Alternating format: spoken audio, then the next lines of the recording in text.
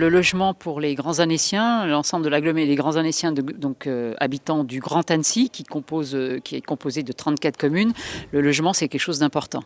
Important à deux titres. Un, parce que nous avons énormément de jeunes et de nouveaux actifs qui nous rejoignent sur le territoire, ou nos propres enfants qui ont besoin de se loger quand ils partent de la maison. Et donc nous avons besoin de construire aussi pour toutes les personnes qui viennent travailler sur le Grand Annecy, pour même par exemple, tout simplement, des agents qui n'arrivent plus à trouver des logements abordables sur notre territoire. Donc le logement d'abord, c'est quelque chose effectivement qui est un sujet essentiel pour le Grand Annecy. Donc ensuite, reste la question de savoir c'est comment on construit, puisque bien évidemment, nous on a été élus, et je l'ai évoqué, par des grands Annéciens et des Annéciens, tous les maires que nous sommes, par des grands Annéciens et Annéciens qui nous disent aujourd'hui stop. Il ne faut plus construire, on en a ras-le-bol. Alors ça, effectivement, ce sont des grands Annéciens et des Annéciens qui ont déjà un logement. Donc maintenant, c'est comment ne plus subir cette densification qui a été subie par les Annéciens et les grands Annéciens, c'est comment la rendre acceptable. Et c'est en cela qu'on trouve des réponses aujourd'hui dans toutes les pyramides qui ont été distribuées.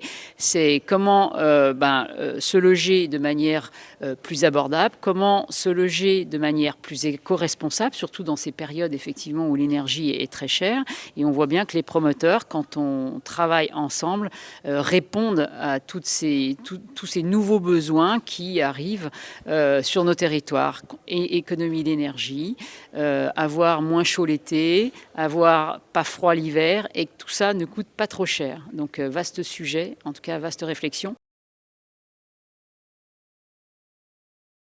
Alors moi qui ne suis pas très pro végétalisation sur les immeubles, quand on les voit souvent sur les photos, puis après quand on voit la végétalisation, faut l'entretenir avec les arbres qui dépassent bien souvent des balcons.